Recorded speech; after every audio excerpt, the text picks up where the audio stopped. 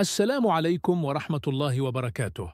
سنتكلم اليوم على كل من الموعد والتوقيت والقناة الناقلة، وذلك لمباراة كل من منتخب نيجيريا ومنتخب المغرب في نهائي كأس إفريقيا للسيدات. إذن وبعد، بسم الله الرحمن الرحيم.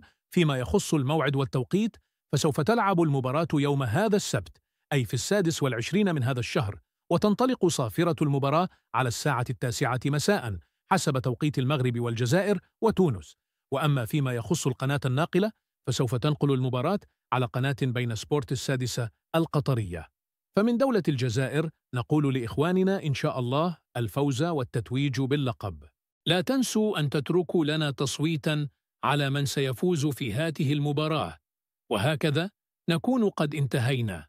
لا تنسوا متابعتنا والصلاة على رسول الله عليه أفضل الصلاة والسلام.